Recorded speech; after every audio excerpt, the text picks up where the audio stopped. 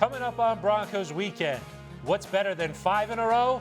6 in a row! Sean Payton and the Broncos take their winning streak to Houston for a showdown with the Texans. And this is a young team, that believes, and that's a dangerous opponent. Should we expect another physical game with the rushing attack, or will Russell Wilson take to the air? I think with the 5 consistent guys up front, that gives you confidence as a quarterback to play behind those guys and go do what you need to do. Plus, Texans QB CJ Stroud is playing like a Rookie of the Year candidate. What's the plan to slow down the second pick from last year's draft? He's got a lot of talent, and it's going to be a great challenge for us defensively going down to Houston and trying to get a big AFC win. We go one-on-one with PJ Locke and offer our bold predictions. That's next on Broncos Weekend.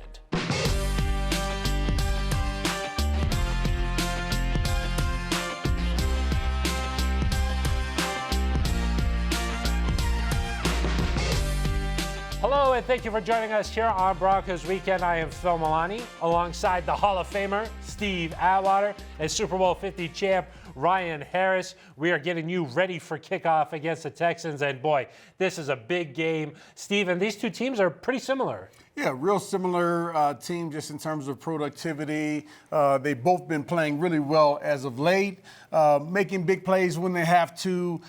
Sometimes it doesn't look as pretty as you want it to look, but hey, the final outcome is the win, and we got to keep that going. These are the kinds of games you dream about playing in if you're in the NFL. You want it to matter when you start getting to November and December.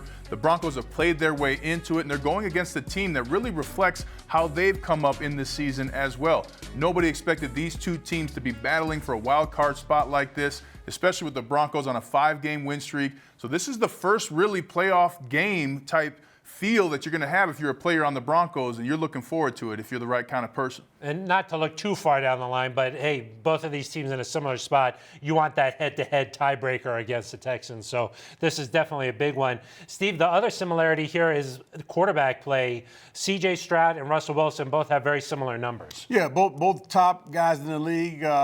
It's not so surprising for Russell Wilson because he's had a lot of experience in the league. I think he's in his, 12th year in the league. Whereas with CJ Stroud, as a rookie to come in and play at the level that he's playing, he's breaking records. He's extremely poised in the pocket, making great throws. It's really unusual to see that. But hey, our defense, we got to be ready for it. We got to be ready for anything. And that's the next challenge this defense wants. Look, you took care of Patrick Mahomes. You ruined Josh Allen, it looks like, for the season, right? You took care of the Browns as well. And now you got a young rookie quarterback coming in that doesn't want to throw the ball away or turn the ball over. What a challenge. What an exciting way to be focused this late in the season for a defense to say, hey, we got a great opportunity to prove how excellent we are, to continue this dominance and creating turnovers. And look, Steve and I know, once you start creating turnovers like this on defense, the offense all week is hearing, don't turn the ball over, don't turn the ball over. It's like hearing, don't think of the color blue, don't think of the color blue. Right. So it's in the minds of this offense for the Texans already. It's going to be a fun game. That's a good point. Third week in a row that the Broncos are playing a quarterback who doesn't have a ton of experience, but feels like CJ Stroud is a little bit different. Here's what Russell Wilson had to say about his counterpart. Yeah, I think CJ's been impressive, man. He's been having one of the best rookie years, ever. And I think that, I've been able to watch, what he's done, his greatness so far. He's got a great, gene in him. It's called the clutch gene. He's got some it factor to him. You see that. You saw that in college too, So I think it translates from college to especially the league that he played in and the Big Ten and everything else. So I think it's translated. And what we're watching for this week is the style that the offense plays with. Boy, it's been smash mouth the last couple of weeks, Ryan. I know that you got to like that. And the players do too. You have to play football this way in the NFL, committed to the run game. But not only that, guys, they're doing pitch runs, they're doing up the gut. I saw traps. I mean, that's like a 1970s trap play they were running. So not only are they running the football, but they're bringing multiple different looks to the defense, using the formation to stress the defense's leverage. It's been a phenomenal way to set up third and short, and it lets you take those deep shots that Courtland Sutton and others have been hitting down the field. And I can tell you from a defensive player's point of view, you don't want that to happen. And the defenses are really concerned about that run game, that smash smash-mouth type of offense that we have. And we don't like it when the offensive linemen block their guy, and they're after us now. They're after the secondary. We don't like that. We hate that. And so we got to continue doing that on the offensive side of the ball to make sure that these defenses stay worried about them. Yeah, week after week, it's Quinn Miners, it's Mike McGlinchey, Ben Powers, Lloyd Cushenberry, Garrett Bowles. I mean, these guys are coming. Yes. And then behind them, Samaje Perine. This guy's huge. Devontae Williams. These guys can play really physical ball. And then when it gets to the fourth quarter, Ryan, you see Russell Wilson come alive, and things are open for him. Multiple game-winning drives this season, open for him, but also the throws that he makes. That floater to Cortland Sutton was a huge play. The Troutman touchdown. I mean, what a throw and what a catch by Troutman. Russell Wilson is one of the most elite quarterbacks in the NFL, has been and has continued to do so under Sean Payton, and has really found a new chapter in his career under Coach Payton in this Broncos offense. It's so amazing that the guys make the plays when they need to make them. I think they have that confidence going into the fourth quarter. Hey, if we're down a little bit, we can make the play. We can come back. We can win this game. And so what they've done in the past has helped build their confidence level for each game coming up. And we may get into some difficult spots, but guess what? I think they believe that they can come back and they can score when they need to score points. Well, they say it all starts up front, and it has for this Broncos offense. Here's what Sean Payton had to say about the big five guys up front. And they played well last week, and it's encouraging. Again, back to one in the very beginning when I first got here, we believe it's one of the most important positions on your team that can permeate your building. And I'm pleased with the makeup and the mindset and the grit and toughness those guys play with. The Broncos defense is playing its best football of the season, and the test this week is Texans rookie quarterback C.J. Stroud, who's putting up record numbers for a rookie quarterback. For more, here's Denver 7's Troy Rank with our matchup of the game. Texans quarterback C.J. Stroud has been more than A-OK. All he's done is put together arguably the best rookie season ever by an NFL quarterback. We're not used to seeing this from former Ohio State stars. They usually struggle in their transition. That has been anything but the case for C.J. Stroud. As P.J. Locke told me earlier this week, he can make every throw on the field, and you're seeing them behind me right here. He is athletic, he is accurate, and more specifically, he is not afraid to be bold. He's responsible for more deep fly balls in Houston than Jose Altuve. He throws the ball downfield all the time. Listen to these stats, folks. He has 31 completions of at least 20 yards. He has 10 completions of at least 30 yards. So he's not afraid of the big strike. And that's where this matchup with C.J. Stroud and the Broncos secondary becomes fascinating. The Broncos secondary is playing as good as anybody in the league right now. During this 5-game winning streak, the Broncos have 6 interceptions, but it goes deeper than that. If you look at the coverage metrics for Pat Surtain and Fabian Moreau, basically Surtain is just taking receivers out, like Stephon Diggs, like Jordan Allison. He is making them absolutely irrelevant. Moreau is playing some of the best football under wraps that we've seen in years on the opposite side of Surtain. Justin Simmons, a ball hawk. P.J. Locke in for Kareem Jackson, playing great. But here is the key. If they can have sticky coverage, they can force C.J. Stroud into mistakes. And you say, Troy, Stroud doesn't throw interceptions. He really doesn't. But he will fumble the ball. He has lost 5 fumbles this year. He has been sacked 26 times. He will stay in that pocket to look for that deep strike. That's where, with sticky coverage, tighter than saran wrap, if you will, the defensive line gets after it. A Baron Browning sack or a Jonathan Cooper, I say that because they were college teammates of Stroud. They get a sack on him, a strip sack.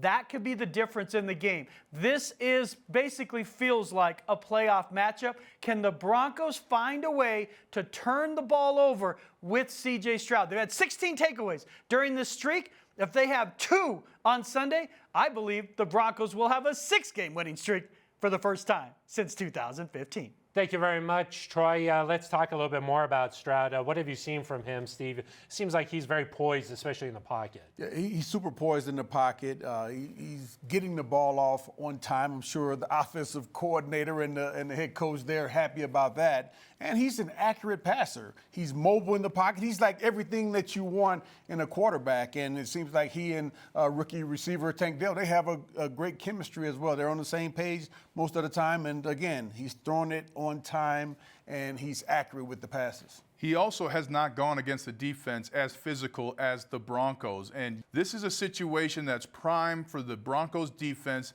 to put the Texans in the place that everybody thought they would be at in this season, lessen their chances of making the playoffs while improving the Broncos' chances. And what I like most, too, is you've got great players for the Broncos peaking at the right time. P.J. Locke had his best game. Nick Bonito continues to shine. Alex Singleton, one of the best linebackers in the game. That's a three-tier defense right there that's going to be tough for anybody, let alone a rookie quarterback and a star rookie wide receiver.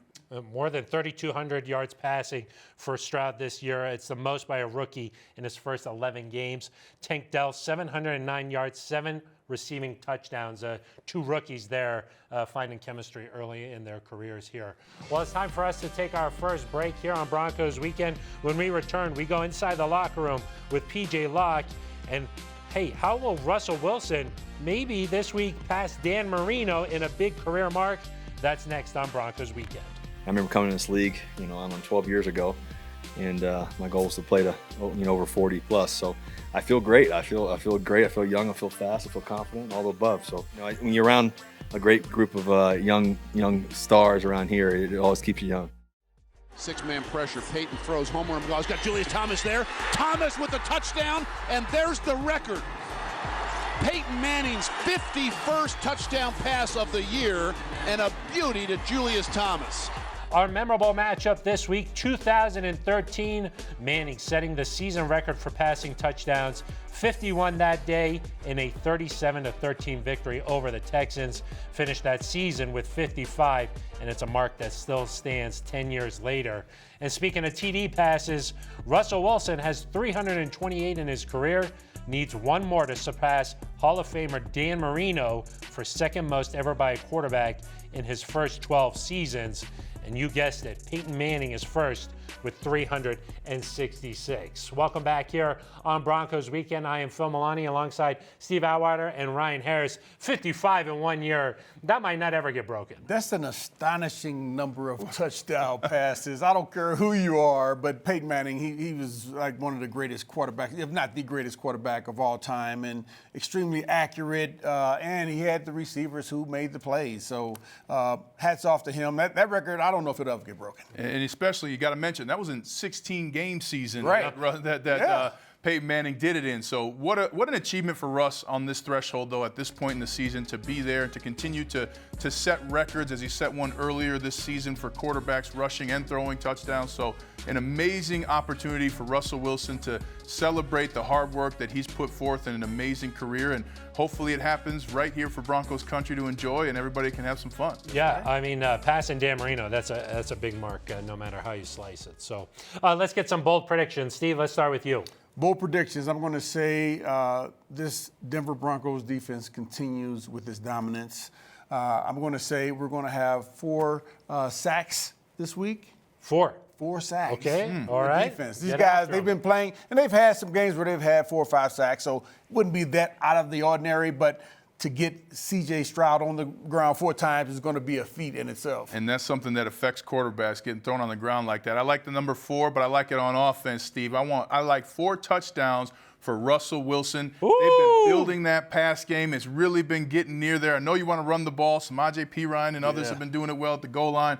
But this is a game to me where you can hit some deep shots. But I like Russell Wilson with 4 touchdowns. It's going to be interesting to see, because if they want to establish that run, are they going to try to play that way? Are they going to try and go over the top? Maybe a little bit of both. We'll have to find out. Talk about this Broncos defense. The secondary has not given up 75 yards catching to a receiver since week 5. Wow. Sidney Jones is with a key member of that secondary, P.J. Locke, inside the Broncos locker room. Thanks, Phil. We're inside the locker room here with the safety P.J. Locke. P.J., now that you're back and you have more of an elevated role now the next few weeks, how are you hoping to really just take advantage of the opportunity and, put your best out there?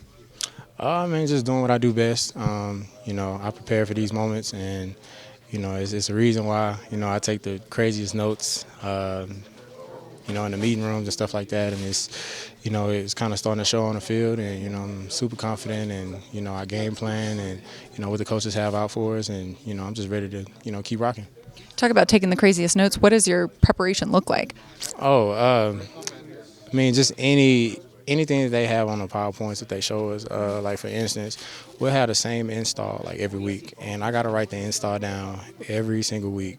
And they all look at me crazy sometimes because it's like, oh, it's like the same install, but it's like something I just learned over the years. When I write it down, I don't forget it, but also, just attention to detail. And, sometimes I could, vaguely remember a call, but, when I'm right before the game and I'm looking at the install sheet and I kind of going through it, I got like little bullet points that help me just remember everything. So, just stuff like that. Yeah. PJ, looking ahead to this weekend, what have you seen on tape from Texans quarterback CJ Stroud? What challenges does he really present? And me and CJ got the same agent, so, I pretty much see him every offseason. And you wouldn't even think he's a rookie quarterback. And, he's making, crazy throws, super accurate. He's scrambling around, extending plays, and, he's not looking to scramble. He's looking to throw the ball down the field. He can make every single throw, and, he just looks super confident. So we definitely got our hands tied defensively. And, they also got, young receivers that can go, and, they're a top 5 offense. So, and we got to come with it. Since you already know CJ, do you feel like that kind of helps you in your preparation for this game? Not necessarily, but, just kind of trusting what I see on film. That's kind of like what it comes down to. Well, PJ, I know you're from Texas, outside the Houston area, so are you looking forward to going home? I am for sure. This is probably the first game I've played in Houston. We played in Dallas a few years back, but this is, a lot closer to home. I probably got like 20-plus family members coming, and I told them it's their Christmas gift. Don't ask me for nothing. I love it. PJ, really appreciate your time. Thank you. Phil, I'll send it back to you. Thank you very much, Sydney. Good stuff there with PJ. He's been playing really well here, deserving a spot in that starting lineup right now. Yeah, he's definitely a playmaker, and I can say every time PJ Locke has been on the field, he's made plays. Yes. He made his presence felt. He made his presence known. And I don't know how long you can keep a guy like this off of the field. Yes, K-Jack, an experienced player, great safety. When he comes back, Vance Joseph's going to have a tough decision to make. Yeah. Because especially if PJ Locke continues to cause turnovers, continue to make the big tackles, continue to make plays out there on the field the way that he's doing. And PJ Locke, to me, the biggest thing is his willingness to learn. I mean, he had some tough games to start the season, and he took those coaching points, applied them, and got better. Not every NFL player does that. And to me, with PJ Locke, it's not just the turnovers, but making tackles down in the flat from deep as a safety, deflecting a pass, showing up and forcing a running back to cut back. He's really doing everything. And with Justin Simmons back there with him, that allows PJ Locke to be a little more aggressive. Really been fun to watch him progress and succeed with the Broncos. Yeah, it doesn't seem like he's thinking too much out there. He's just playing, he's flying around and making plays. We're going to take our final break right now. When we return, we'll have our keys to victory. We'll be back on Broncos Weekend. The only thing that we can do is keep doing the same thing. One day, one play at a time. If you project forward in this league, it winds up getting you into a lot of trouble. And because somebody will come in the next week and smack you in the mouth. And Houston's no joke. Russell takes a snap, deep drop, loads it up. He's got Sutton there. Sutton goes up and makes the catch and will be pulled down inside the Cleveland 25-yard line on a 3rd and 1. Every week it seems like Courtland Sutton is making some kind of crazy catch out there on the field as he's emerged as Russell Wilson's go-to guy. For more, here's Sydney Jones with our Fantasy Focus. Thanks, Phil. For this week's Fantasy Focus, let's take a look at wide receiver Courtland Sutton. He's put together an incredible campaign so far this season. Just looking back at the past few weeks, Courtland has scored touchdowns in the last 5 of 6 games and has recorded 50-plus receiving yards in the past 3 straight. From a fantasy perspective, he's averaging 13.3 fantasy points in PPR leagues per game so far this season, and he's also recorded a touchdown in each of the Broncos' 4 road games this year. And I expect that to continue in Houston on Sunday. According to ESPN, Sutton is projected to put up 13.4 fantasy points this weekend. With the Texans having the 27th ranked passing defense and allowing an average of over 252 passing yards per game, we could certainly see him exceed that, which is why you should definitely start him on your fantasy lineup this week. Thank you very much, Sydney. It does seem like Courtland Sutton has great chemistry with Russell Wilson. Yes, they've carried that over from last year somewhat. And, man, Courtland Sutton, he's just coming through big time, and Russ is putting the ball where he needs to put it. Sometimes it's such a tight window, though. But, hey, they're coming up with the plays, and my hat's off to both of those guys. They put in a lot of hard work during the week, and it's paying off for them. And the biggest thing I see with Courtland Sutton is that he's anticipating the type of throw that Russell Wilson's going to make, whether it's keeping his toes in bounds and anticipating the ball is going to be high in the end zone, or making that deep, deep catch underneath it, turning around, getting under the ball because he knows that Russell Wilson's going to float it a little more. That's elite level production. That's an elite relationship now. When you know in a split second what type of football your quarterback's going to throw, only the greatest receivers that I've played with got to that level, and that's where Courtland Sutton is right now, and it's helping the Broncos in a huge way. Nice to have a big guy like Sutton when you're in trouble. I'm just going to throw it to 14. Something good will happen. You can trust them like that. Okay, as we wind down here on Broncos weekend, what are some keys to victory for the Broncos this week? I would say first off, C.J. Stroud. We got to put some pressure on him, keep him contained in that pocket, but then you got to make sure tackles on him because this guy, he's elusive back there in the backfield. And also, I would say holding Devin Singletary to under 100 yards rushing. 2 out of the last 3 games, he had over 100 yards rushing, and he can definitely become a factor if you allow him to. So we've got to be physical on that running back and the run game. For me, it starts with the offensive line. Look, they got to continue to run the football. They've been doing an excellent job of doing so. And they have to do a better job of protecting Russell Wilson, who's under pressure 41% of the time. Clean that up a little bit, and this could be a double-digit victory easily for the Broncos. Also, defensively, keep creating those turnovers because it affects the next 3 teams that you're going to play. Each and every game, you get multiple turnovers, so it's going to be a fun one, guys. Keeping that rolling. Hey, it's a Ryan Harris Bowl, too, huh, Brian? Yeah, right, that's right. 2 former teams of mine going at it, and unfortunately, I was on the other side of that Peyton Manning record-setting game, but I was on the right side of the right game, so that's all that matters. Exactly. All right, well, that's going to do it for us. This is just going to be the 10th meeting between these 2 teams. The Broncos 6-3 all-time against the Texans. All right, we're wrapping up here. Our thanks to Troy Rank and Sidney Jones, and for us here at the desk, Steve Atwater and Ryan Harris. I am Phil Milani. Thank you so much for watching Broncos Weekend.